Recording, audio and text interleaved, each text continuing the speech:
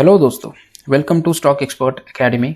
देखिए दोस्तों, अगर आपने कभी भी किसी कंपनी में इन्वेस्ट किया होगा या आपने स्टॉक मार्केट से किया होगा या किसी एसआईपी थ्रू से किया होगा, तो आपने जिस कंपनी में इन्वेस्ट किया है तो वो कंपनी एक स्मॉल कैप, एक मिड कैप या फिर एक लार्ज कैप हो सकता है। तो आज यही सीखेंगे कि क्या होता है स्मॉल कैप, मिड कैप या फिर लार्ज कैप, और कौन से फैक्टर्स होते हैं जिससे हम लोग को पता चले कि एक कंपनी बेनिफिशियल है और मार्केट कैपिटलाइजेशन का क्या रोल है। तो हम लोग आज इस वीडियो में बहुत ही डिटेल से समझेंगे मिड कैप क्या होता है, स्मॉल कैप क्या होता है या फिर लार्ज कैप क्या होता है। तो चलिए शुरू करें। तो सबसे हम लोग बेसिक टर्म है वो सीखेंगे कि क्या होता है मार्केट कैपिटलाइजेशन। देखिए दोस्तों, मार्केट कैपिटलाइजेशन को हम लोग मार्केट कैप भी बोलते हैं। तो इसका एक सरल डेफिनेशन पढ़ लेते ही मार्केट कैपिटलाइजेशन का क्या डेफिनेशन है और हम लोग को सरल भाषा में समझ भी आए। तो देखिए, मार्केट कैपिटलाइजेशन या फिर मार्केट कैप कह लीजिए is the aggregate valuation of the company based on its current share price and the total number of outstanding shares। देखिए क्या होता है मार्केट कैपिटलाइजेशन, ये किसी कंपनी का ये एग्रीगेट टोटल वैल्यूएशन दिखाता है। हम लोग को मार्केट कैपिटलाइजेशन से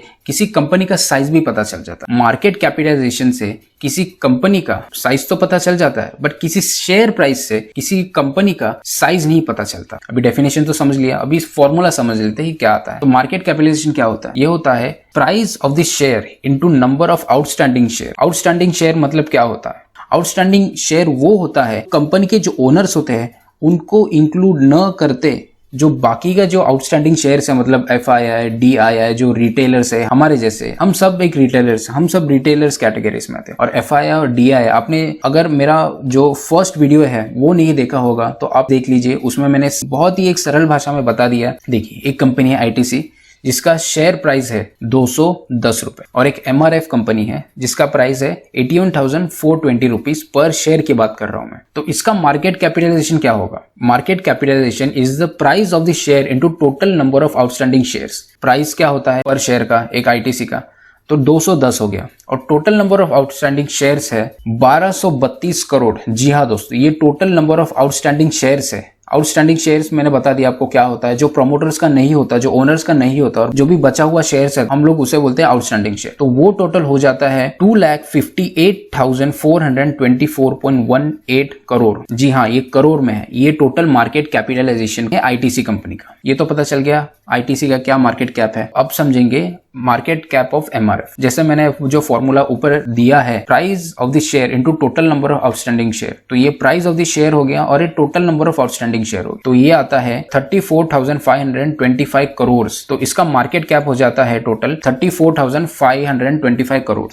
तो आपने देखा दोस्तों, ITC का शेयर प्राइस है 210, MRF कंपनी का शेयर प्राइस है 81,420 रुपीज, बट फिर भी हम लोग ने देखा कि market cap of MRF is 34,525 crore, और उधर ITC का देख लिया 2,58,424। अभी आपके मन में एक क्वेश्चन आता हो, मार्केट कैप क्या डेली चेंज होता है? हाँ दोस्तों, देखिए दोस्तों, मार्केट कैप का फॉर्मूला क्या है? Price of the share into total number of outstanding shares. अभी आपको तो पता चल गया कि ये शेयर प्राइस है जो फ्लक्चुएट होता है। तो समझ लीजिए कभी ITC का प्राइस हो गया 212, तो उसका मार्केट प्राइस अकॉर्डिंगली चेंज हो जाएगा। हमेशा मार्केट प्राइस हमेशा फ्लक्चुएट होता है because it is directly proportional to the share price of that stock। अब समझेंगे importance of market cap। Market cap is one of the most important characteristics that help the investor determine their returns and risk in the share। जो भी stock में आप invest करना चाहते हो उससे रिटर्न्स एंड रिस्क हम लोग को मार्केट कैप से पता चल जाता है। It also helps the investors choose the stock that can meet their risk and diversification criteria. Market cap से हम लोग को पता चलता है रिस्क एंड रिटर्न्स कितना आ सकता है। तो आइडिया आ जाता है मार्केट कैप से किस कंपनी का साइज कितना है, मनी इन्वेस्ट करने के लिए आसानी हो जाती है। तो अब समझेंगे factors that affect the market cap. First आ जाता है demand and supply of a particular stock, मतलब बाइंग कितना हो रहा है, सेलिंग कितना हो रहा है, ये सब अफेक्ट करता है मार्केट कैप के। Companies fundamental parameters. Fundamental parameters मतलब क्या आ जाता है?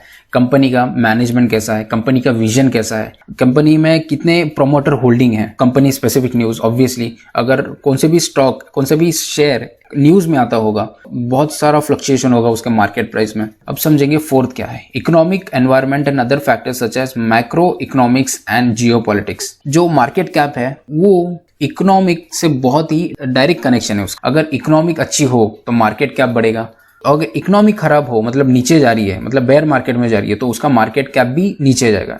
सबसे मेन पॉइंट इधर समझेंगे क्या होता है types of stocks based on market cap, small cap, mid cap and large cap. कौन से साइज के अंदर आ गया तो उसको small cap, mid cap, large cap बोलते हैं। तो देखिए दोस्तों, स्मॉल कैप कंपनीज जो भी लेस होता है 5000 करोड़ से उनका मार्केट कैप, तो उसको बोलेंगे स्मॉल कैप कंपनीज।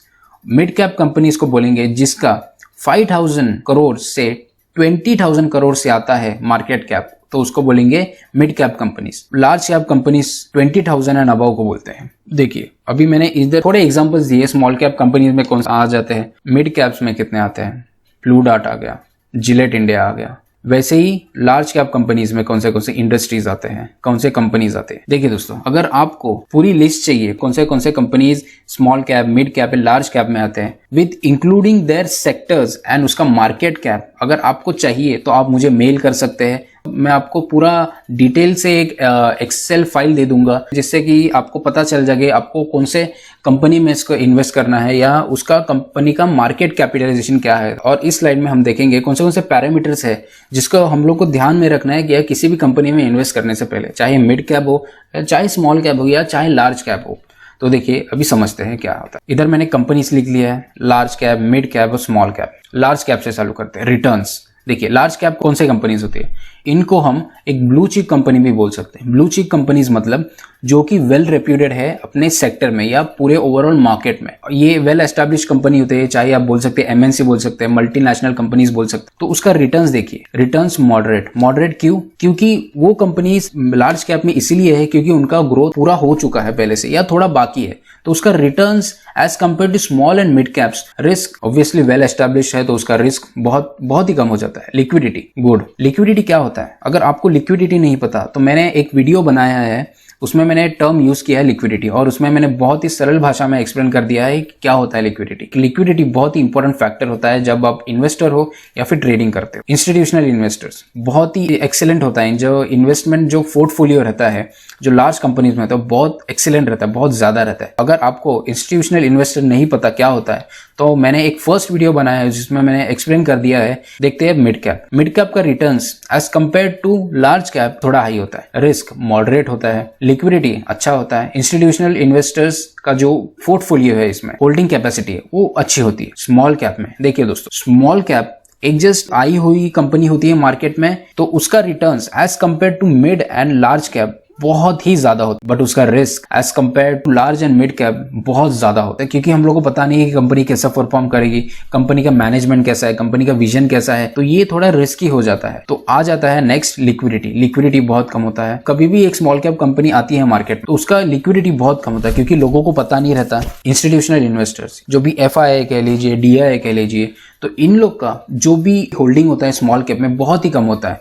इसीलिए आप कभी भी देखेंगे, कभी भी किसी कंपनी का स्मॉल कैप आपने ओपन कर लिया, अगर उसका अपने फाइनेंशियल पढ़ने लगे, फंडामेंटल एनालिसिस करने लगे, अगर आपको पता नहीं है फंडामेंटल एनालिसिस क्या होता है, तो मैंने एक सेपरेट वीडियो बनाया है जिसमें मैंने पूरी तरह से एक्सप्लेन किया है फंडामेंटल एनालिसिस क्या होता है। तो उस कंपनी का होल्डिंग अगर आप फंडामेंटल एनालिसिस जानते हैं तो आपको पता चलेगा कि FII स्मॉल कैप में बहुत ही कम होल्डिंग रखता है क्योंकि उनको पता नहीं है कि कैसे कंपनी परफॉर्म करेगी इन नेक्स्ट फ्यू ईयर्स। तो इसीलिए स्मॉल कैप में इन्वेस्टमेंट करना थोड़ा रिस्की होता है, बट उसका रिटर्न्स बहुत हाई होता है। देखिए दोस्तों, हमेशा एक चीज याद रखिए, एक लार्ज कैप कंपनी कभी भी मिड या स्मॉल कैप के कैटेगरी में आ सकती, but her mid and small cap company large cap category में आना बहुत ही मुश्किल है। आना पॉसिबल है, बहुत ही मुश्किल है। तो आई होप दोस्तों आपको समझ में आया होगा मिड कैप क्या होता है, स्मॉल कैप क्या होता है, मार्केट कैपिटलाइजेशन क्या होता है। सो थैंक यू दोस्तों, हम लोग इसी तरह से नेक्स्ट वीक भी मिलेंगे किसी एक इंटरेस्टिंग टॉपिक के साथ। प्लीज आप सब्सक्राइब कीजिए चैनल को, keep supporting us. Thank you.